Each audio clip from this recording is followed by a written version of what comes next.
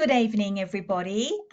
Welcome to our webinar tonight. My name is Jenny Pearson. I'm an Education Officer for the Primary Health Network.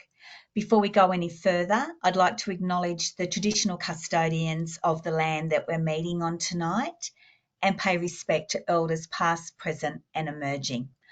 I'm coming to you from Anawan land in the beautiful Northern Tablelands.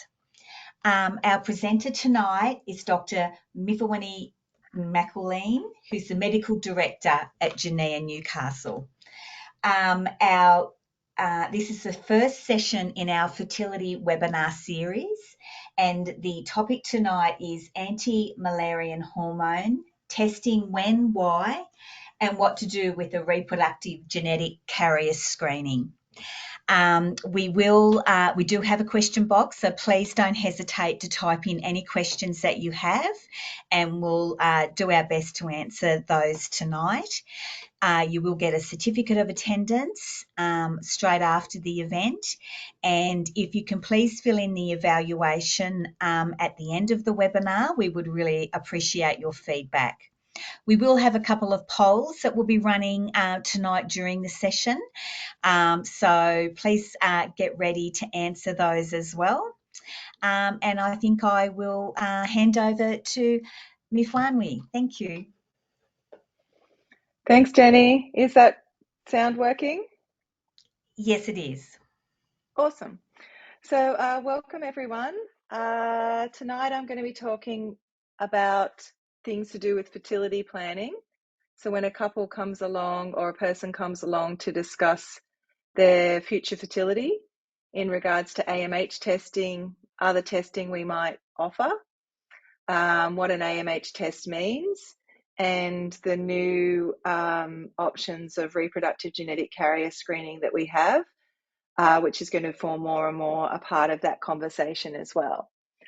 I'm really interested in all your questions, so I hope that we can address those at the end of each section. So the first section I'm going to do is on AMH testing and a fertility checkup, and then I'll do a second section on reproductive genetic carrier screening. Thank you, Jenny, for doing a welcome to country. I didn't realise that you weren't based in Newcastle and you're in the Northern Tablelands. So I'd like to acknowledge the Awabakal and Worimi people as the traditional custodians of the lands that I work on in Newcastle. So I'm going to do a couple of polls because I love things that are interactive. It always makes me more interested when I go to a talk and I get to put my own opinion forward, which I love giving. So the first poll I wanted to get Jenny to send out was talking about what an AMH level tells us. And then I'm hoping to run this at the end of this section again to see if how people have changed their mind perhaps over the course of the talk. So Jenny, I'll get you to launch that. I'm not sure how to do it, I'm sorry. And then I'm going to give everyone some time to have a think about the answers. What is an AMH level? Tell us when we do a blood test for a lady to choose all of the one of these options, and then we'll have a little look at the end about whether we think we've changed our minds.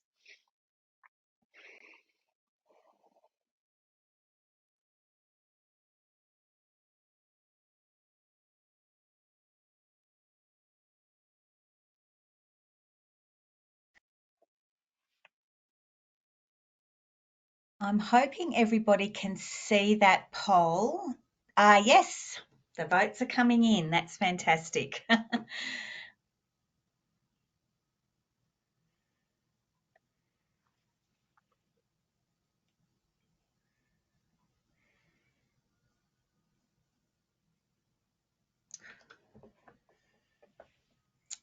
Okay, well, we might just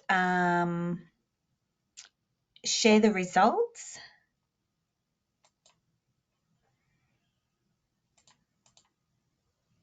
Can you see those results?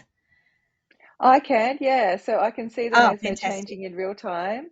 It had got up to 81% voted, now it's dropped down to 64%. So I'm not sure about that. Maybe people have So 64% of people have said that voted have said that they would that an AMH level means none of the above, option 5.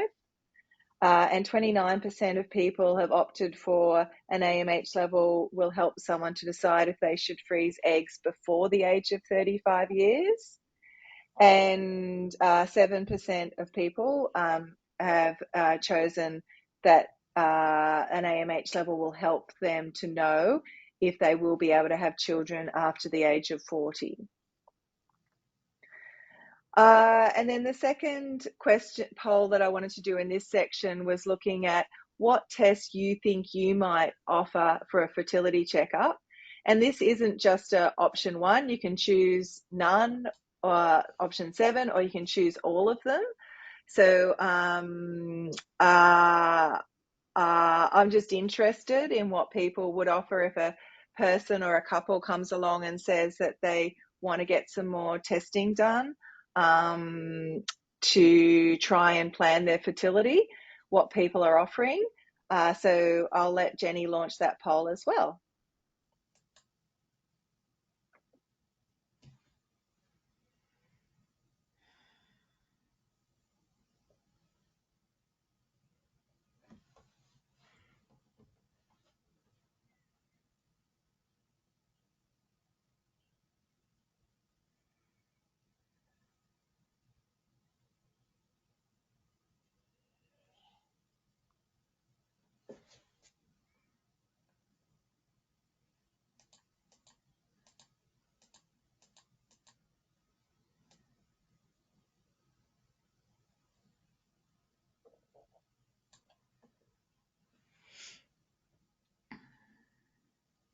So I'm not sure if you guys can see the results. I have pressed the button to share them, but about 84% of attendees tonight are saying they would do a sperm test.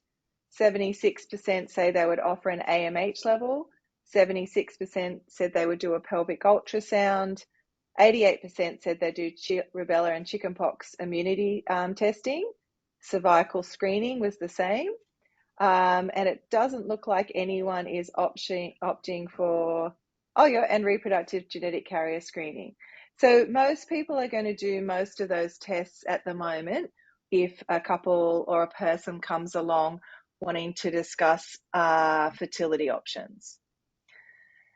So the first bit of the talk tonight, I'm going to talk about the concept of fertility and the impact of age and what ovarian reserve actually means and how we can measure it.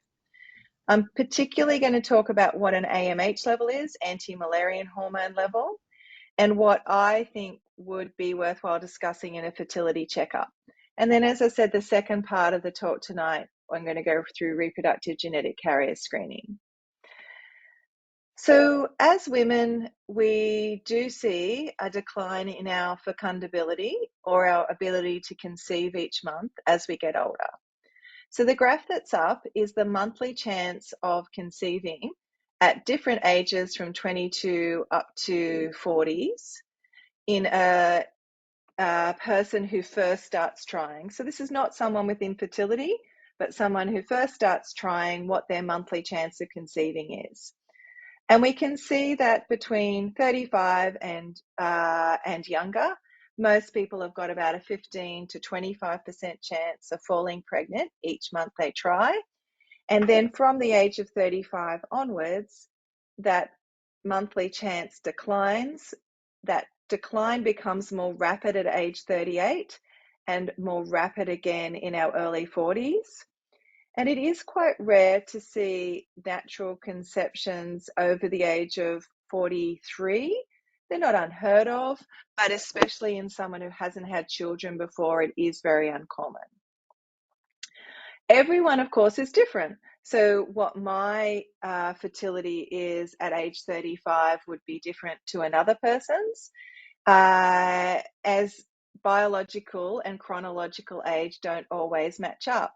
So this is a graph that looks at the averages for a cohort of people, but isn't necessarily going to apply to the individual, with some people losing their fertility at a younger age and some people maintaining fairly normal fertility to an older age. The biggest impact on the chances of natural conception is definitely age. If I could put age there in hot pink flashing with sparkles, I would, because there's nothing else for a woman that determines their fertility as much as age does. There are no surrogate markers for measuring fertility that work anywhere near as well as just asking someone what year they were born. So as women, we were given a cohort of eggs or oocytes when we were babies being formed and our ovaries were being formed in the uterus. And we start off with millions of eggs as an embryo. And by the time we've born, we've lost well over 50% of those eggs already. By the time we hit puberty, we've got a few 100,000 left. So even as a child, when we're not ovulating or having periods, we're still seeing a decline in egg number from atresia of follicles and oocytes. By the time we hit 38, late 30s to 40, and we're seeing a real decline in our fertility, we're down to about 25,000 eggs. And I saw that someone there's just asked about PCOS and does it cause faster egg loss, even though and I'm going to get to that in one of the follow-up slides. Now, of course, most women using contraception, having children, only ever ovulate a few 100 eggs over their lifetime, and it can be much less than that if you're on the oral contraceptive pill for most of your life, except for when you're trying to conceive.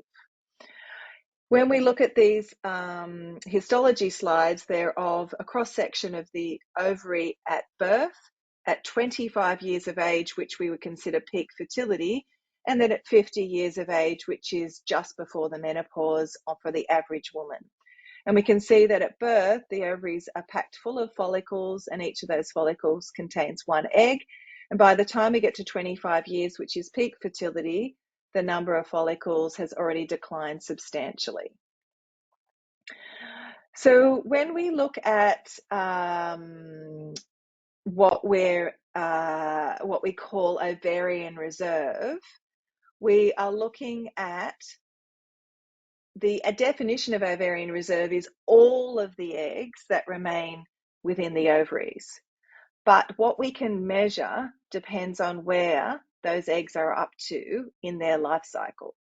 So each month we ovulate an egg and we can do a progesterone level check to confirm someone has released 1 or 2 eggs. We can also do an FSH level at the start of a cycle, which is where the follicles are starting to gain FSH dependence. And what I mean by that is that we have this growing pool of follicles and oocytes that grow for around 2 months in the lead up to them gaining FSH dependence within a menstrual cycle. So those last 2 weeks where a follicle grows and ovulates is actually the end of a 60 to 90 day development. That is what we call the growing pool of follicles in the ovaries. And then underneath that growing pool is a much larger reserve of resting primordial follicles that haven't entered into any form of growth yet. So the test that we can do to measure ovarian reserve is a basic progesterone level confirming ovulation, a day 2 of the menstrual cycle FSH, which looks at how hard the pituitary is working to get the cycle started, an antral follicle count done on day 1 to 5 of the menstrual cycle, which measures the number of small little follicles in the ovaries that are getting ready for FSH dependence, and then an AMH level, which measures much more of that resting growing pool that hasn't got FSH dependence. We don't have any way of measuring the larger reserves of the resting primordial follicles. So AMH is definitely the most accurate measure of ovarian reserve. If we go back to the previous slide, we see a lot of variation. Some cycles you don't ovulate. Some cycles, your day 2 FSH and antral follicle count are going to vary a lot month to month, depending on how many follicles have entered into the growing pool. So the AMH is measuring a more stable reserve and therefore has less cycle to cycle variability, and also therefore can be measured throughout the menstrual cycle. So the timing isn't important, unlike an antral follicle count or an FSH level or a progesterone level, which have to be timed for them to be interpretable. It's not FSH dependent, but the growing follicle pool is suppressed by hormonal contraception to some extent. So if someone's on an Implanon, Depo-Provera, or an oral contraceptive pill, their AMH level will be 20 to 30% lower than if they were cycling naturally. But the Mirena IUCD does not affect ovulation and therefore shouldn't reduce AMH levels. So AMH is made by granulosa cells, which are the little support cells for the oocyte in the follicles.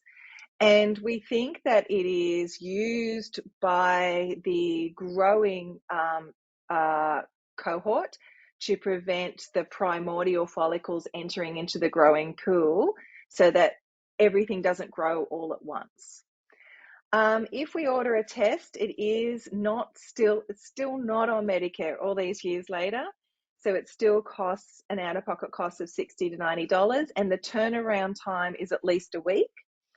If the patient then comes along and sees a fertility specialist, they can ask for us to sign a special Service New South Wales rebate form, which allows them to get the money back from the test through Service New South Wales if they're a New South Wales resident. So they don't need to have Medicare for that rebate. So if we look at AMH levels, they definitely have to be interpreted on the basis of what age the person is who's having the test and whether that person is on hormonal contraception. And what we will see is that there's going to be a lot of variation related to age and also between different women of the same age. So in this graph, I hope you guys can see my pointer. Someone was asking me about if I've got PCOS, I'm going to have a high AMH level. Is my AMH level going to drop more over time? And the answer is yes. So what we see is that everyone has a gradual decline in their AMH over time, but someone with reduced ovarian reserve also seems to use up their ovarian reserve at a slower rate, and someone who has higher egg number uses their eggs up at a faster rate. And so we see those graphs coming together as the people at the high end of normal or above that even start to use their eggs up at a faster rate, with everyone starting to come together towards the end. That doesn't mean that someone with a low AMH is going to go through menopause at the same age as someone with a high AMH. It just means that it is going to be a little bit slower than what the actual figure may suggest. So what's the reason for considering doing an AMH level? So for me as a fertility specialist, it's important because it'll estimate someone's response to FSH drugs and the drug dose they may require if they're going to do IVF. It also gives me a sort of time frame. If someone's ovarian reserve is really poor, then I know that we really need to put our foot down on the accelerator with moving forward with testing and treatment. It is very good at predicting the age of menopause roughly.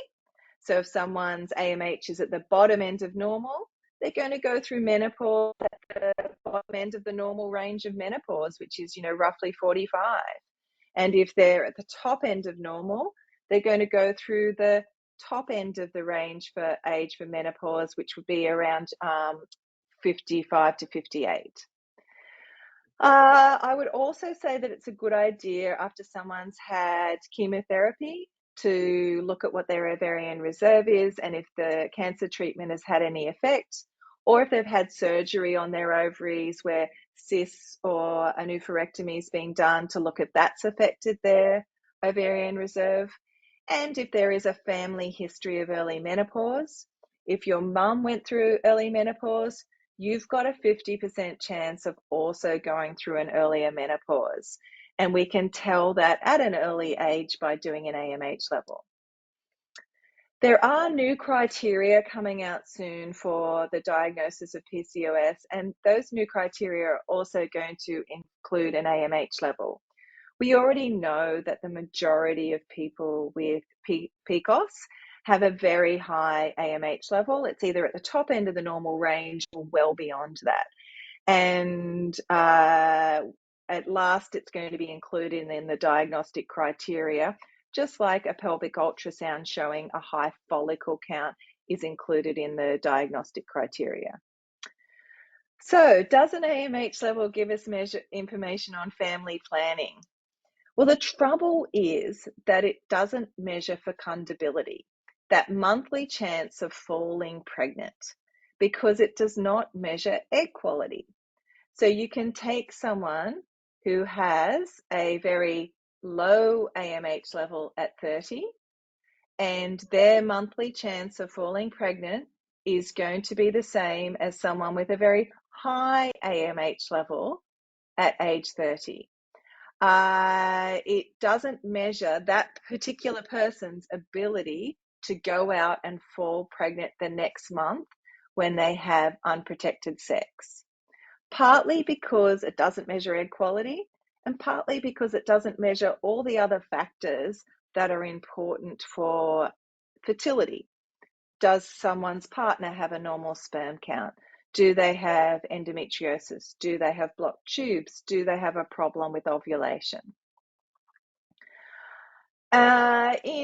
When we were first playing around with research and AMH levels, Kelton Tremelin from Adelaide did this lovely study where they looked at what pregnancy rates were like for people in different quartiles of ovarian reserve who were coming through their clinic for intrauterine insemination. So this is not IVF. Intrauterine insemination is where we time ovulation and then put a sample of sperm, either partner or donor sperm, up inside the uterus. So it doesn't rely on someone's ovarian response with IVF.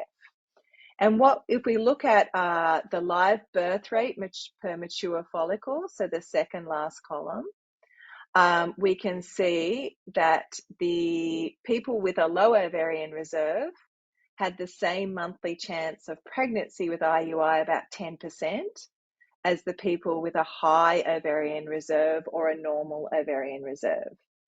So there is no difference in the monthly chance of pregnancy on the basis of just an AMH level. So we can say that it does not predict the chance of a live birth with IVF or a fresh embryo transfer. So someone's ability to fall pregnant from their first embryo that we put back with an IVF cycle is definitely not predicted by an AMH level, but instead is predicted by someone's age.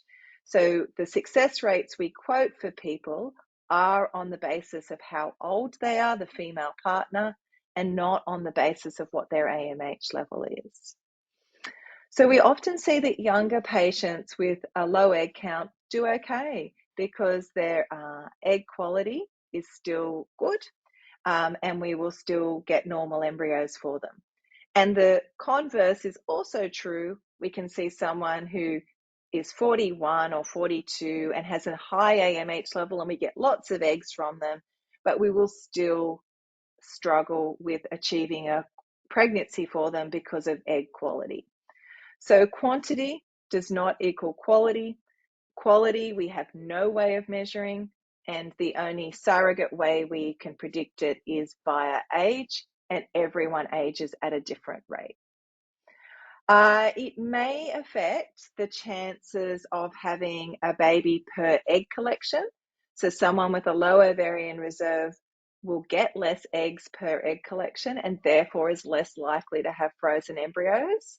So they may have to do another egg collection to achieve a pregnancy if they're not pregnant from their fresh transfer, but the per embryo chance of pregnancy doesn't change. So I think it's also important to talk to patients about ways they can protect their ovarian function. Definitely smoking we know to be harmful. Cigarettes cause oocyte damage and hasten the age at which people go through menopause. So menopause is 2 to 3 years younger for someone who's smoked, and of course that depends on how much they've smoked and for how many years. These days, the oncology team is really great at, offering less genetic toxic treatments for cancer if they're available for a young person who still wants to maintain their fertility. If a gynecologist is operating on the ovaries, we always would hope that they're going to be careful with removing ovarian cysts, and if they can, leaving the ovary behind, even if there is a dermoid, just taking the cyst out, but leaving some ovarian tissue behind. The oral contraceptive pill does have some benefits. So it prevents ovarian cyst accidents. It does suppress endometriosis. So it does potentially have some benefits in regards to fertility. And of course, all the usual boring things. So being healthy, having a normal BMI, looking after yourself will improve your fertility when you start going to try to have children. I would always recommend that we have the chat with someone who's come along to say, well, if children are a priority for you, maybe you should think about starting at a younger age than what you perhaps were planning on.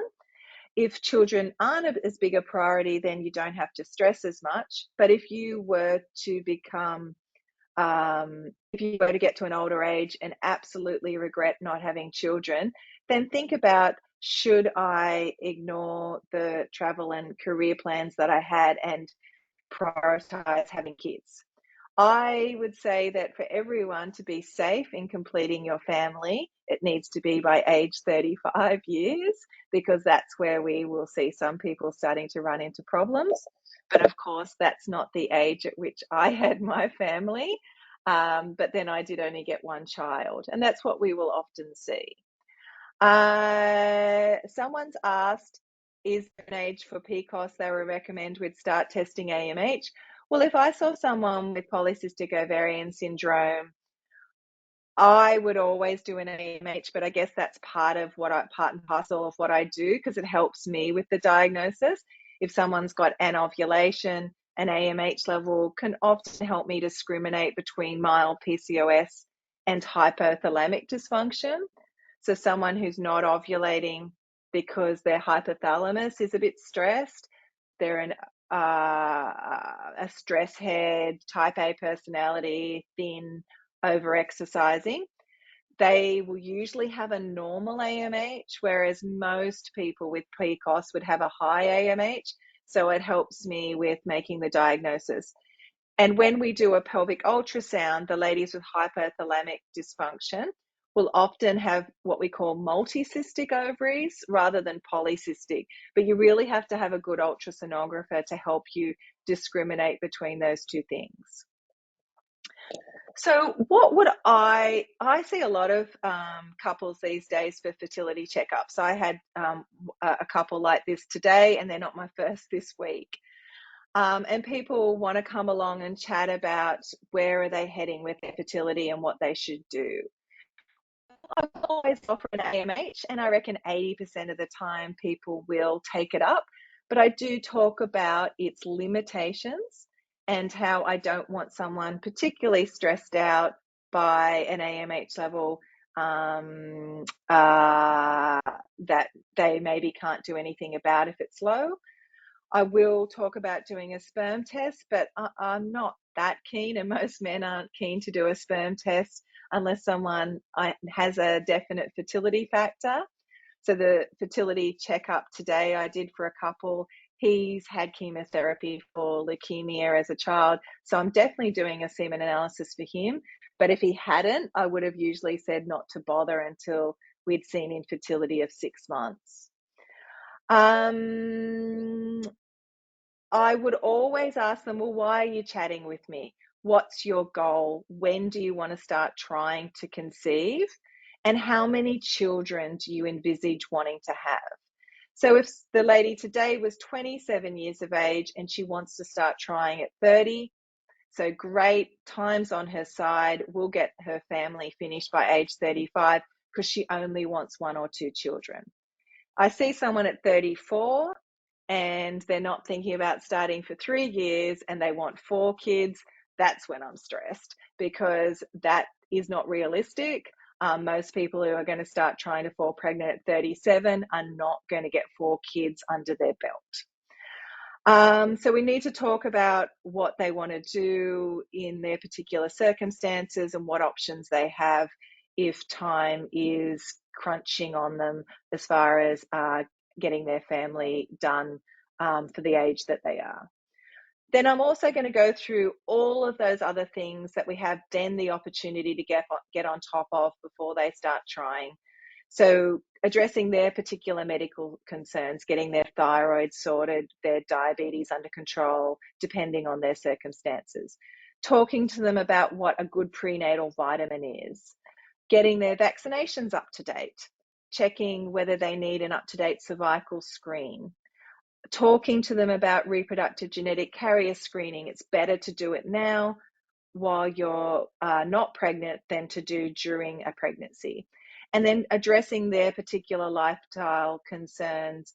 Do they need to lose weight? Do they need to stop smoking, cut out the marijuana, stop the binge drinking to improve their health for when they do start trying to fall pregnant?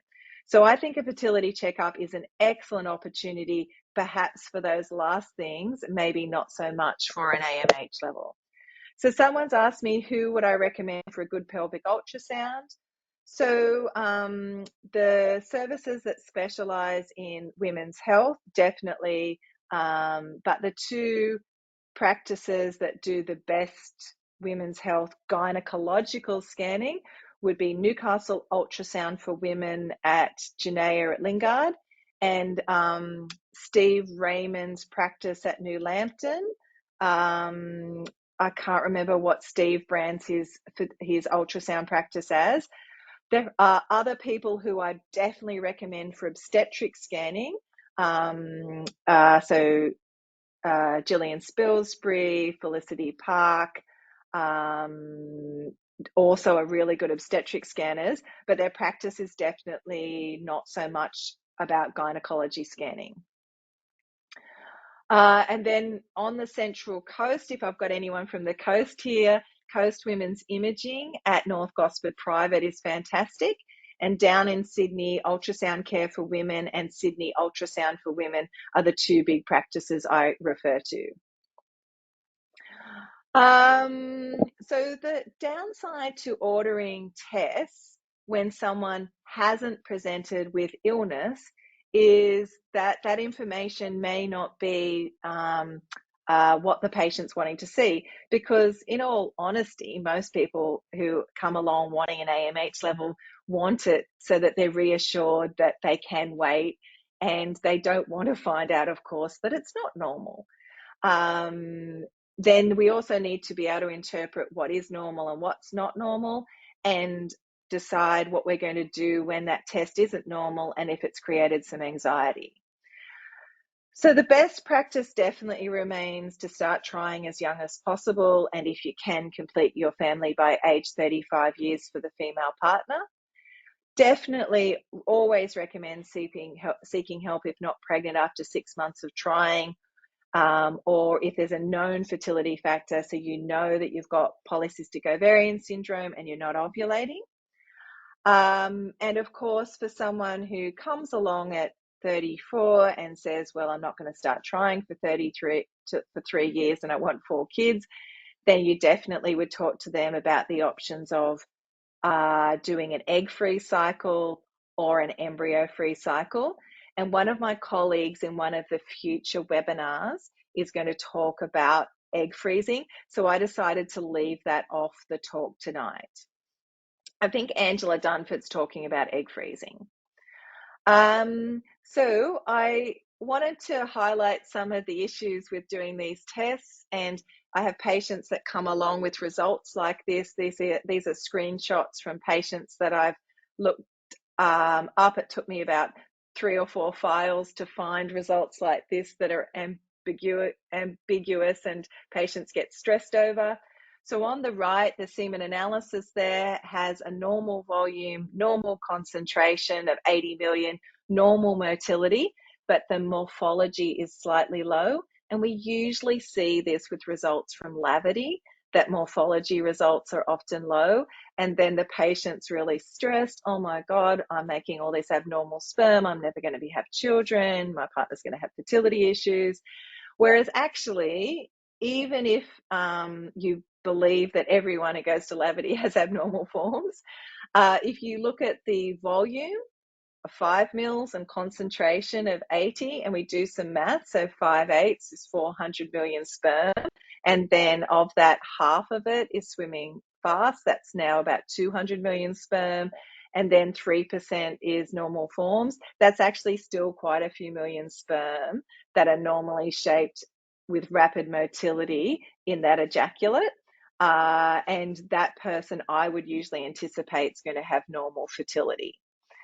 On the left, we can see an AMH level. And again, this can annoy me with some results from Douglas, Hanley, Moyer, where they have a reference range down the bottom that says less than 14 is abnormal, 14 to 30 is normal, and above 30 suggests PCOS. And they often put this reference range in no matter the age of the patient.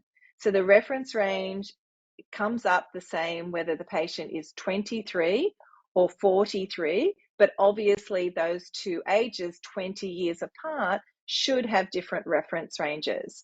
So when the pathology companies are doing things well, they'll give you a reference age that's specific for that patient's age that you can then interpret. And you can also see in these two tests, one level was higher, and then it is 2 years later, it's half. But again, they're almost certainly run on different platforms, and the reference ranges there should be different. And sometimes the next test, the patient's been on hormonal contraception, but they've freaked out because, oh my God, my AMH level's halved. And that doesn't mean that they are going to have any problems with their fertility. So my take-home message from this part of the talk is that we are seeing women opting to delay pregnancy to an older age. The average age of the first baby being born is now about 32, whereas many, many years ago, it was more like 24 to 25. And that push towards having your first baby older means the second and third are being born at older ages. And people want some information on when they should start having children and planning. I would always say when they come along for that chat, think about starting your family at a younger age if it's a priority for you, and that we can do an AMH level for you, but it isn't going to be super good at predicting whether you'll fall pregnant next month.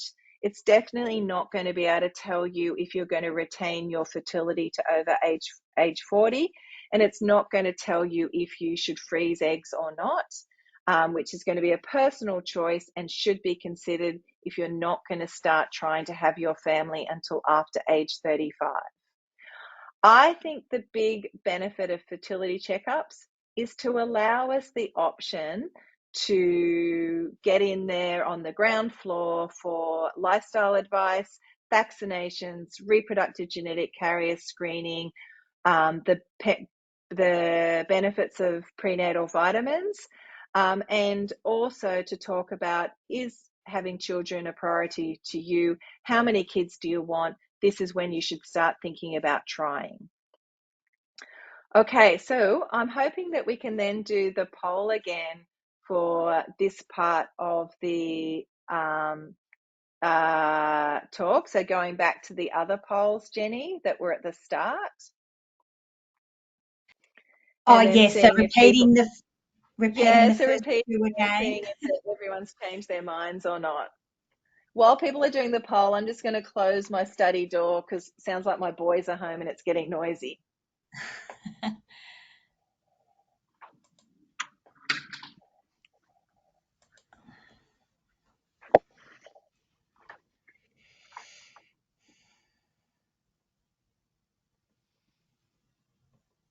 So the first poll is, what does an AMH level tell us?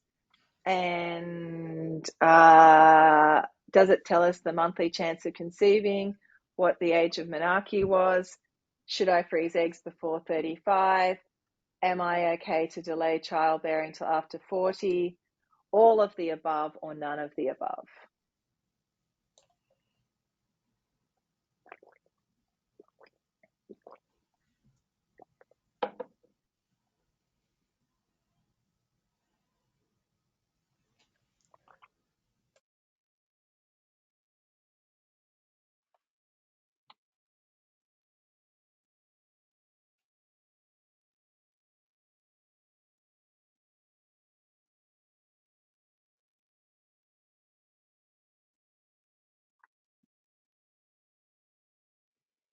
Okay, so I would definitely say that it doesn't predict the monthly chance of conceiving, and it doesn't tell us if someone should freeze eggs before the age of 35 years. That's going to be more about someone's personal choices and whether they want to delay fertility to an older age.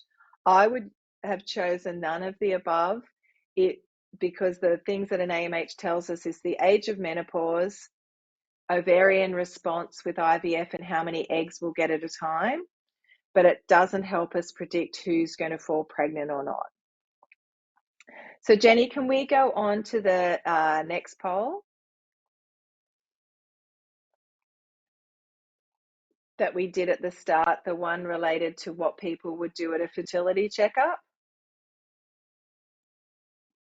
Yep, I've Awesome. just launched it.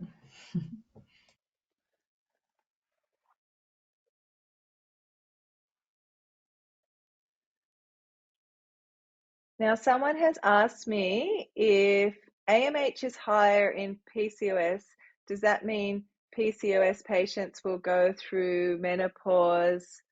Well, I'm just having trouble seeing the bottom end of the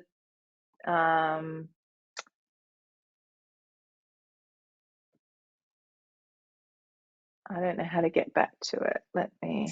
So it just asked, does it mean PCOS patients go through menopause later if AMH Okay. is Yes, higher? definitely.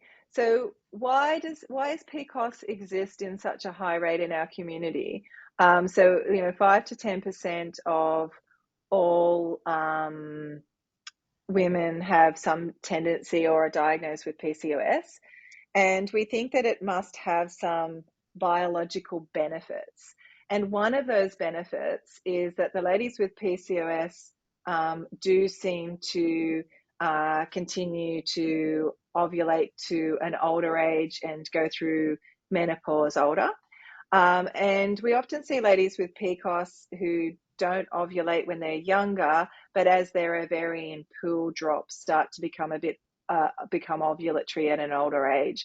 So ladies with PCOS are more likely to have regular cycles at an older age than when they were younger.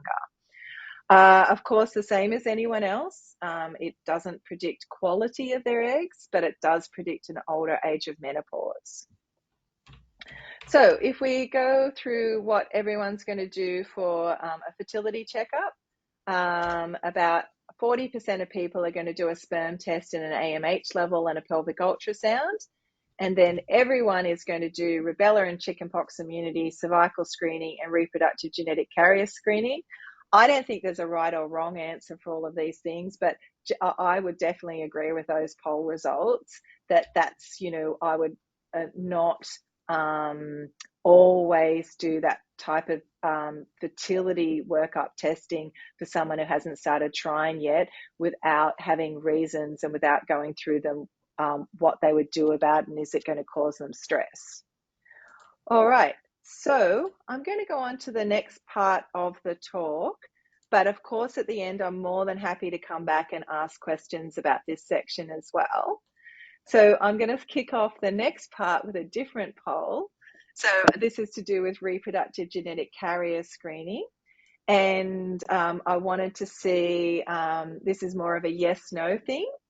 So, and see what everyone's background knowledge is about RCGS at the moment.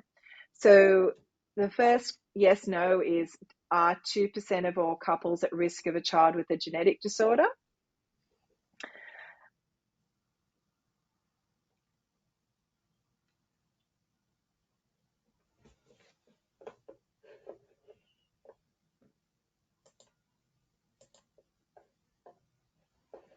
And I'm seeing that about 3/4 of us are saying yes, and about 1/4 are saying no. So I'm going to go on to the next question. Testing is mandatory and is now a part of routine antenatal screening as advised by our colleges. And I'm going to get everyone to say yes, no.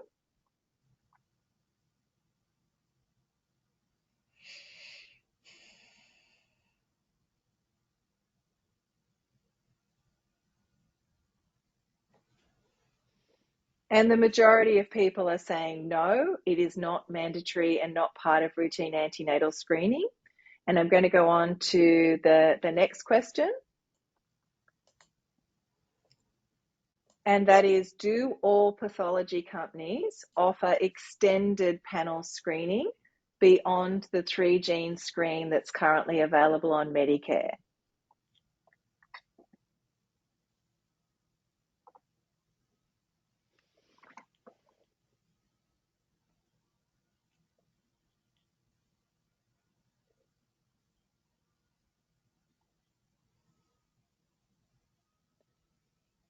And about 1/4 of people are saying yes, all pathology companies offer extended panel screening, and about 75% of us are saying no. And then I'm going to go on to the next question, and that's that some autosomal dominant conditions where you only need one gene on an autosomal chromosome, not the sex chromosomes, are included in the more extensive panels.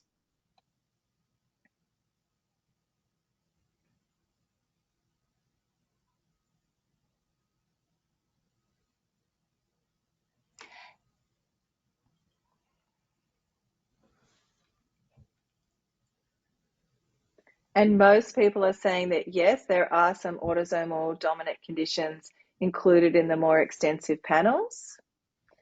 And then I'm going to go on to the last question, and that is that the screening of embryos through IVF will prevent an affected child being born with a genetic condition if it's found in the parents.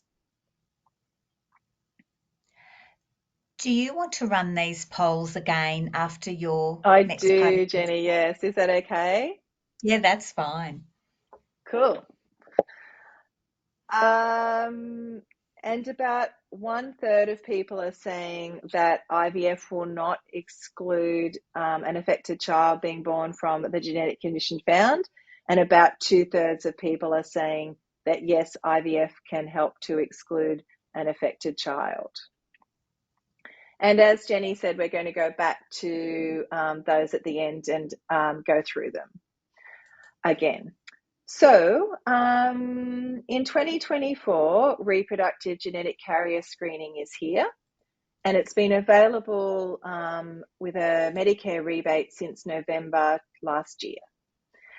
So Mackenzie's mission was a government-funded research uh, study that involved over 9,000 Australian couples, and around 750 genes were screened through the Victorian genetic screening service.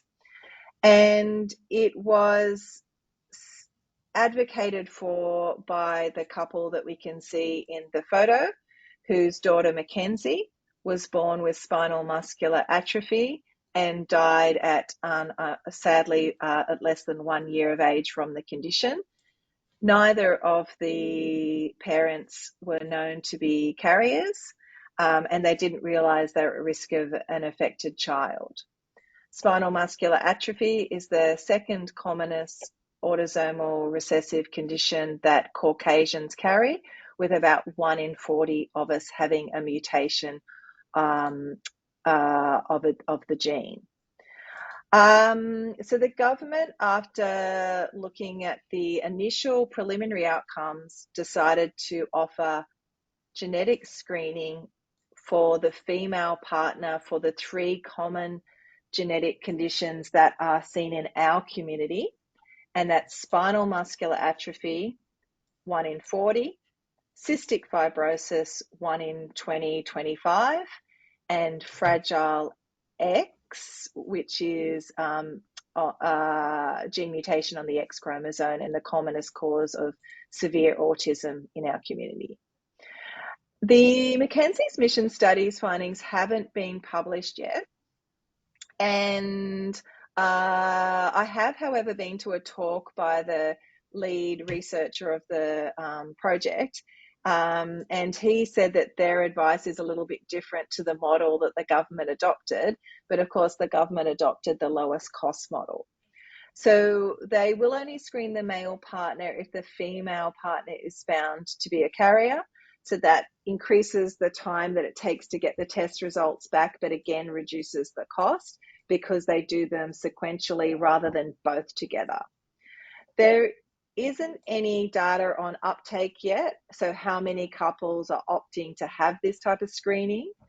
And we don't know if the government, once all of the findings are published, will choose to expand the program. 88% of couples who are found to be carriers of a gene mutation that could affect a child have not got a family history, because autosomal recessive conditions don't affect carriers, and therefore people often aren't aware that they are carriers of a mutation. It hasn't come up in their family before. This is a screenshot from your college, the GP college website. And I wanted to look when I did this talk at what the GP college is currently recommending. I wanted to see if it's different to the obstetric and gynecology college. And so their current recommendations is that a family history should be recorded to see if there is a history of any genetic disorders that might be flagged up. And then people who have a family history of a genetic disorder should be considered possibly to see a genetic counsellor. And people without a family history should be made aware of the availability of carrier screening, and their options discussed with them. At least the 3 common genetic conditions that are available on Medicare should be offered, but it's certainly not mandatory, and it's certainly not part of a routine antenatal screen.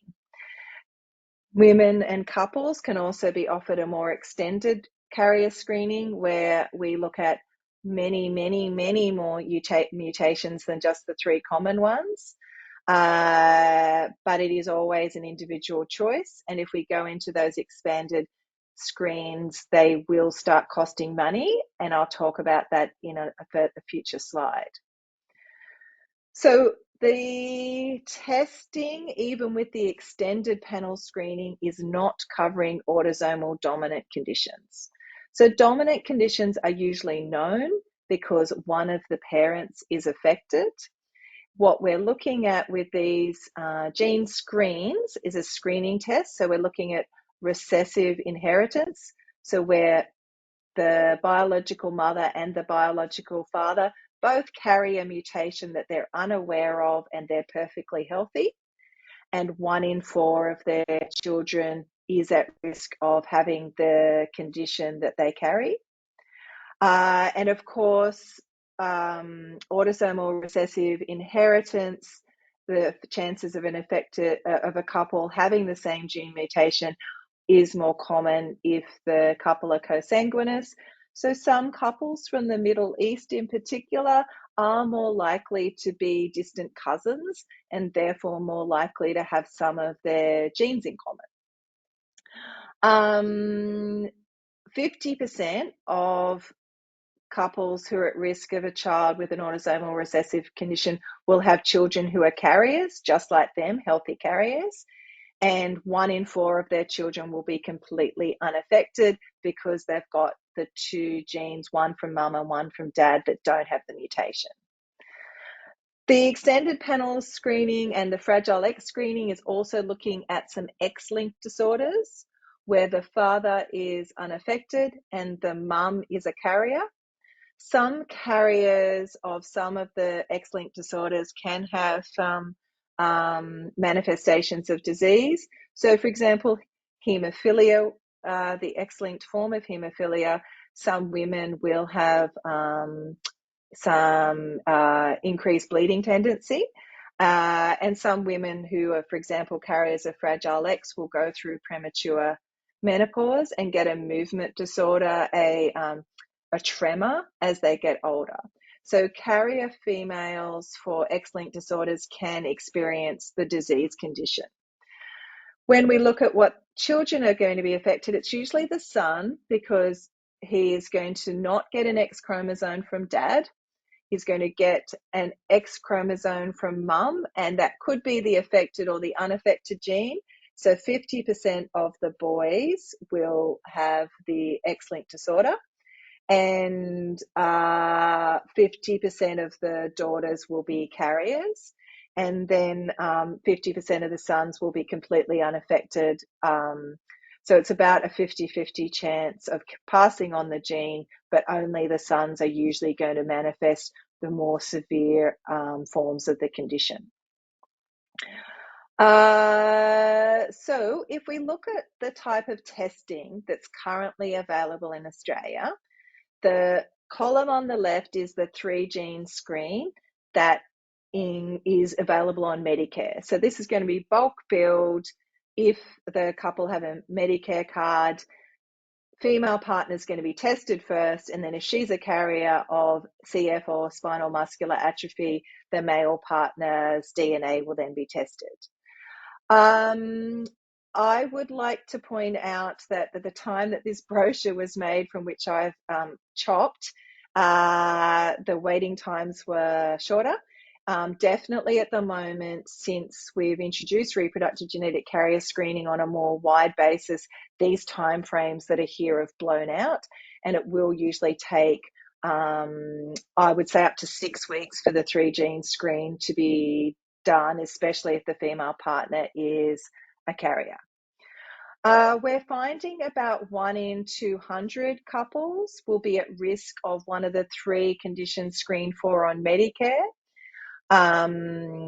with what's currently being offered on the Medicare testing. So then there are also companies that are offering much more comprehensive carrier screening. And on one of the slides that I've got coming up, I'm going to go through just how many genes are being screened for under some of the different platforms that are out there. So as well as doing the 3 common gene mutations, they're also looking at lots and lots of other childhood conditions that cause severe disease. So Tay-Sachs, for example, Charcot-Marie tooth, Charcot-Marie tooth, sorry, is autosomal dominant. So a whole lot of other recessive conditions, a lot of the lipid storage disorders and disorders of glycosylation, which are very, very rare. These extended panel testing do have a out-of-pocket cost that is not insubstantial.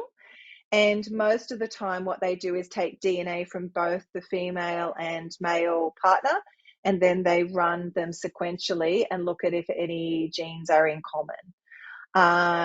So the turnaround time is often the same as the 3-gene screen because it's done sequentially.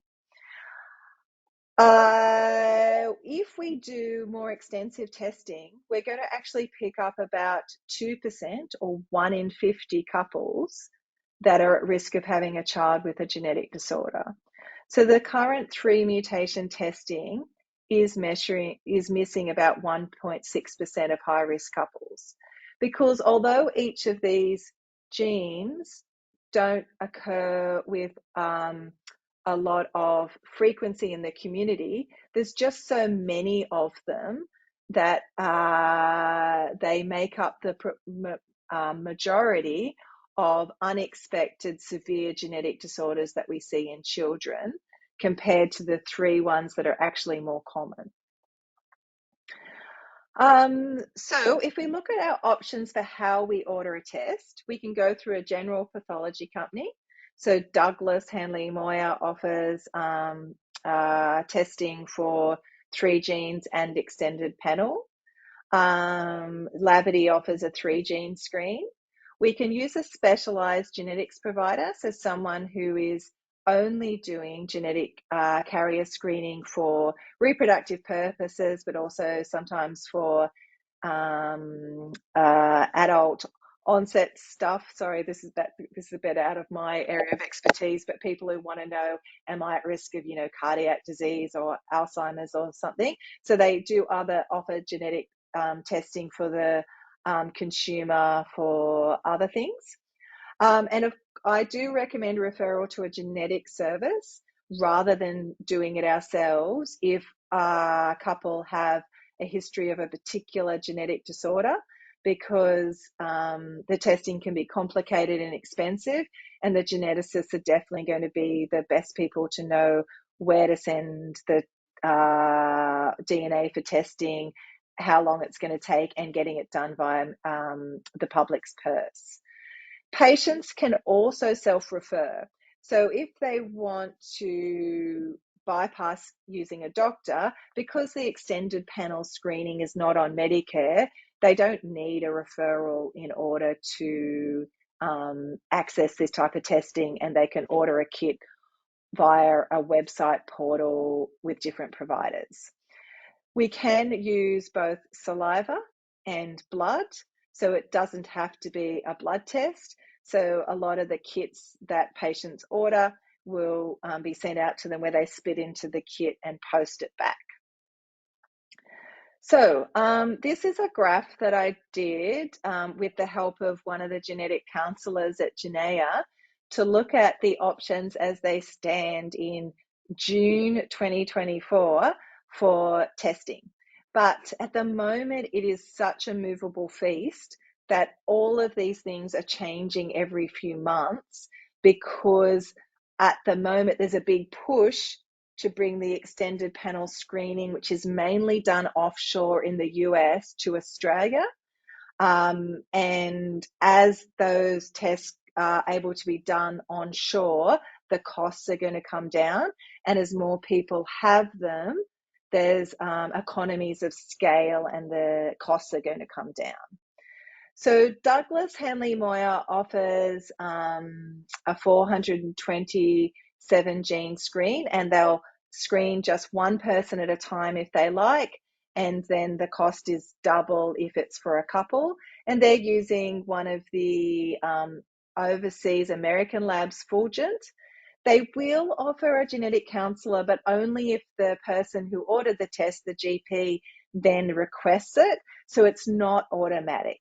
So if someone comes up high risk, both partners carrier of the same recessive mutation, that result's just going to be dropped into your Dropbox, and then you're going to need to ask Douglas for the free genetic counselling or refer to a genetic counselling service that you would like. Lavity is doing a 3-gene screen, but they're not doing any extended panel screening. And New South Wales Health is not doing any screening whatsoever. So you can't go to a New South Wales Health pathology and get these type of screening done. The other big Australian provider is the Victorian Genetic Service. And they're the team down in Victoria that actually ran Mackenzie's mission. So I use their request forms, for example, for the NIPS test, and they've got a QR code on the request form that the patients can scan, and it sends them to this really fantastic Google map that shows where they can get their blood collected in the local area and the opening hours. So VCGS, you can usually get your blood taken at New South Wales Health Pathology and Foresight Pathology. They don't do per person screening. They'll only screen as a couple, and they have 2 options for their extended panel screening. You can go 500 plus, and you can even go 1,000 plus. And they're the first genetic service in Australia to start running the tests on site onshore and not sending the DNA off to the US. And their specialty is genetic screening. They will automatically tee a Zoom consult up for the patients if they come back at high risk, and that's included in the cost of their screening. Eugene is the other big provider, and they do a screen for 620 genes, 787, but I understand that that's going to go up to over 1,000 soon for the really extended panel. And for their 620 gene screen, it's only a cost per couple, but their more extensive panel, they will do per person. So they're pretty expensive, these extended panel screenings. So you can see if you want to screen yourself as a couple, you're looking at over $1,000. And Eugene does automatically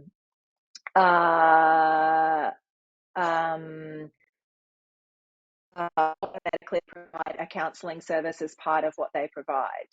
The other provider is Lumi, who I haven't had any experience with, and I can't quite understand how they're offering the same tests through the same platform. They're sending their blood to VCGS, but at a lower cost, but they currently are. So that's a really good option because they're sending it to a good lab, but they're not charging the same amount as the lab, and none of us can understand how they're managing to do that.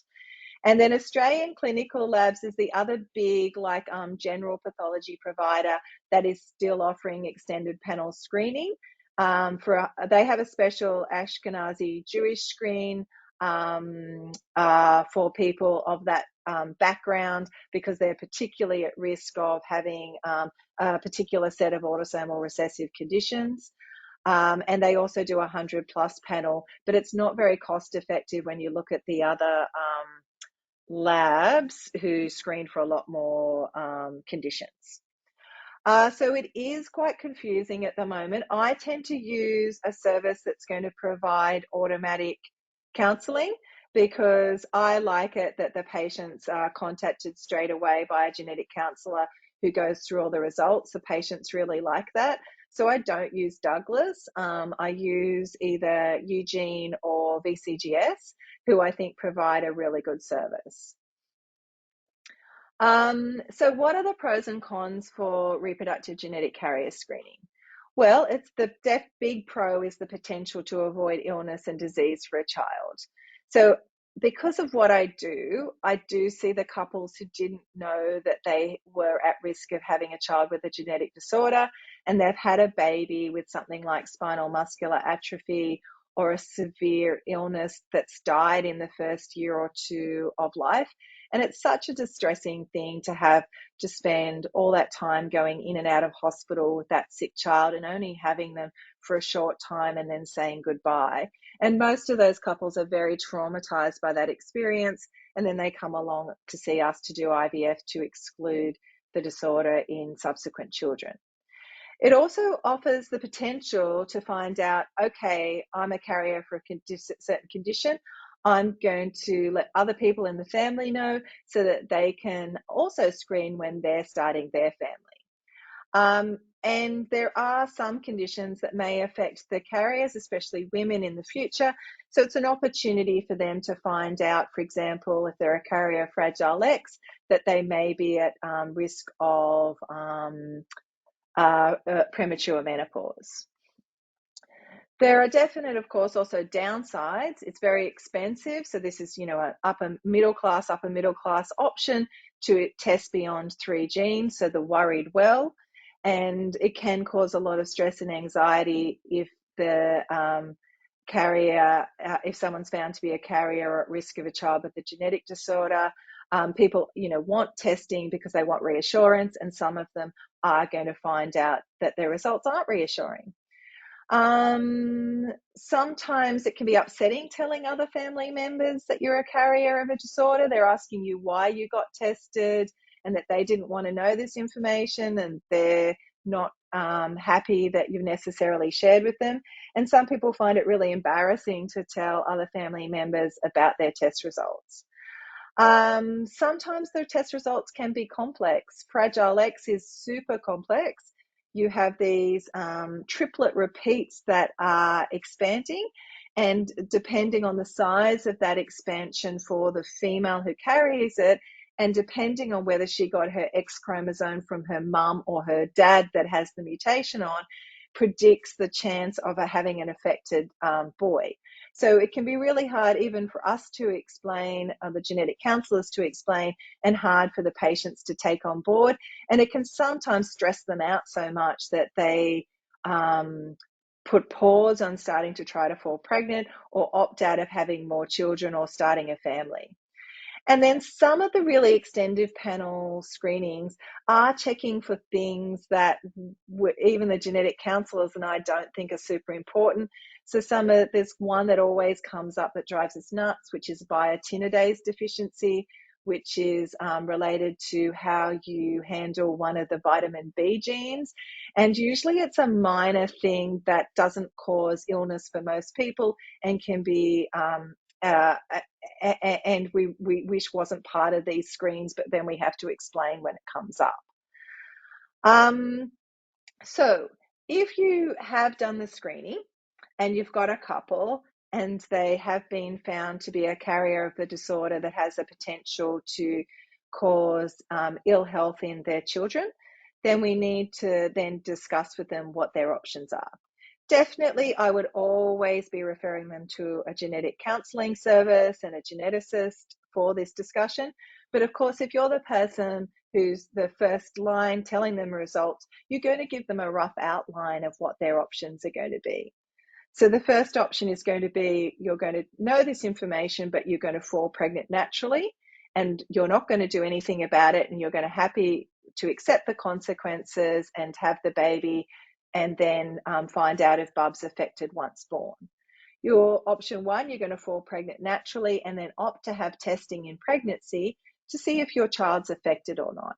And if it's an autosomal recessive condition, there's a 1 in 4 chance that they could be affected. And if it's something like cystic fibrosis, for example, some people would terminate, but some people, with the new technologies and treatments that are available, will opt to go ahead with the pregnancy, and then that child can have early intervention and treatment from a young age, which the new CF drugs are just amazing. And perhaps in the future, we'll also have gene editing or something for these kids as well. The option 2 is to fall pregnant with IVF and embryo screening. And I saw that about a third of people thought that we couldn't eliminate disease in children by screening their embryos if we know someone does carry a genetic disorder. And that's actually not true. We can actually, if we know the gene affected, we can screen embryos and we can exclude those embryos from being transferred and avoid that genetic disorder. So IVF does work quite well, but it's expensive and it's complex. Option 3 is to eliminate some of the mutation by one of the mutations by offering in an egg or a sperm donor, so bringing in someone else's biology. But of course, most people don't want to use the DNA of a person who's outside of their relationship. And of course, the other option, which I have seen people choose, is to decide not to have children after they find out this information because they'd find it too stressful to fall pregnant and terminate or to do IVF. And some of those people might look into fostering or adoption. So if we look at what it looks like for testing in pregnancy, we've got two options. One is to do a CVS, so a chorionic villus sampling, at 11 to 14 weeks of pregnancy, where the specialist obstetrician is going to put a needle into the placenta to sample the DNA of the placenta. And option 2 is an amniocentesis, where the obstetrician will put a needle into the fluid around baby and extract a small sample of fluid, and that fluid has baby's skin cells in, which has baby's DNA in. So amniocentesis they won't do until after 14 weeks, so a bit later, but it can be done anytime in pregnancy. And both amnio and CVS have a small risk of miscarriage by introducing infection or upsetting the placenta. The risk of miscarriage is lower with an amniocentesis and lower in someone who does a lot of procedures, so it's operator dependent. And of course, we're doing less invasive testing these days because we have the NIPS test and less people are getting invasive testing for Down syndrome. So we are doing less invasive testing, and our skill sets is a bit different to what it used to be. Then the options are, once pregnant, if the child is affected, to terminate the pregnancy. And with a CVS, sometimes it's early enough for us to do a dilatation and evacuation, so a surgical procedure where we suck the pregnancy out under ultrasound guidance. But with an amniocentesis, definitely too far along to be able to offer that. By the time we get the test results back, the baby's too large to be able to terminate with anything except inducing labour. So that is, of course, a really horrible thing to go through for the family if they opt for that.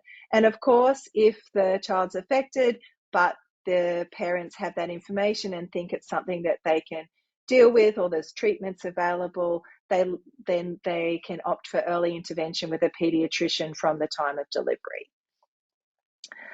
So the second option, pre-implantation genetic diagnosis via IVF, is complex. So from the time I'm seeing a couple to the time we know where I'm getting ready to put an embryo back, if I've got an unaffected embryo, is about 6 months.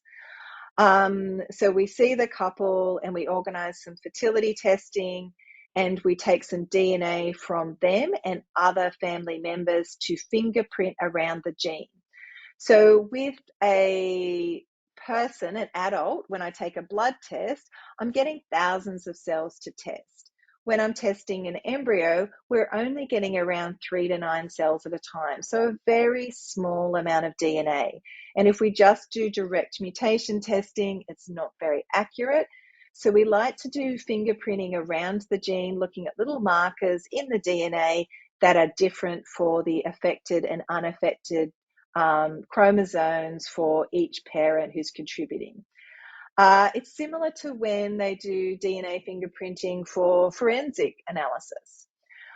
So that genetic workup takes about 3 months and has an out-of-pocket cost through Genea of about $800. And it's a lifetime one-off. You only do that genetic workup once. Then we do an IVF cycle to create embryos. So we take the embryos to day 4. On day 4, we drill a hole in the outer shell of the embryo with a laser.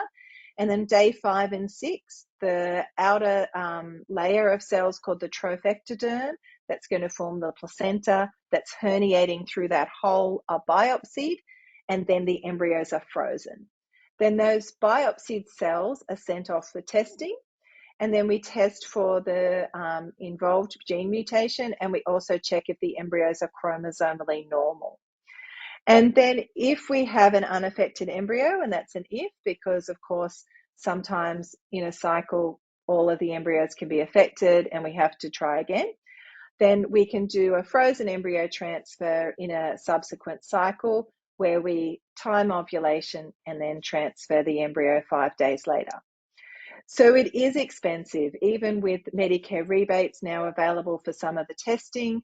I would say that most couples, depending on their insurance status and depending on how many embryos we end up with for testing, are not looking at any significant change out of between $8,000 to $14,000, depending on insurance and the number of embryos biopsied. It can be unsuccessful. So sometimes the embryos aren't suitable for biopsy, or we only have embryos that are affected. And even when we have an embryo that's chromosomally normal and unaffected and we transfer it back, like all IVF cycles, it doesn't always work. But these people aren't usually people with infertility, so our live birth rates tend to be better than for our general IVF population. So can I go to the poll again? Thanks, Jenny. Yes.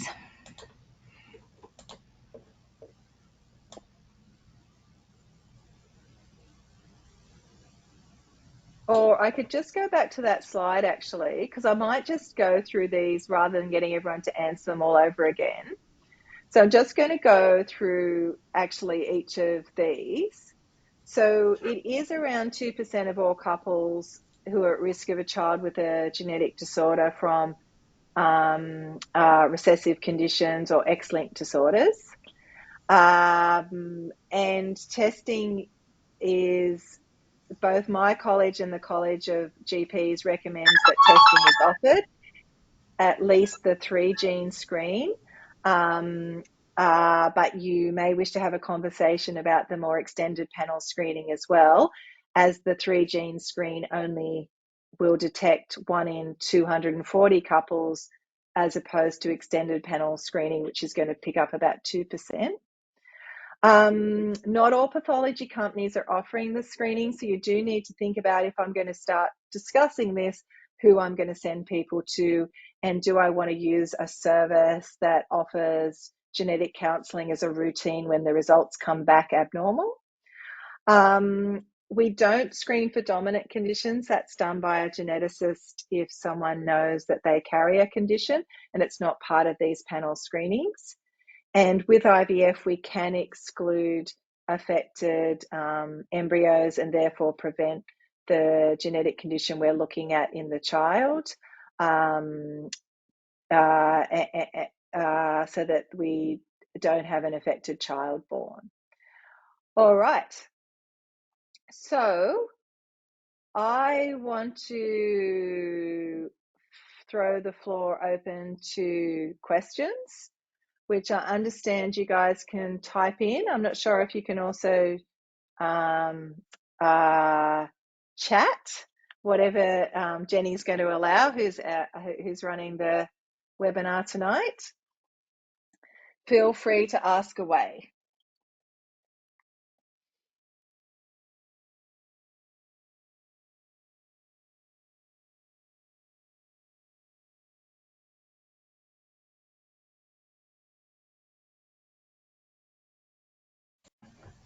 I have allowed everyone able to open their microphone and speak. So if anyone would like to do that, they can. If you can just raise your hand and I'll say your name and you can definitely talk. And of course, you can type in any questions that you might have.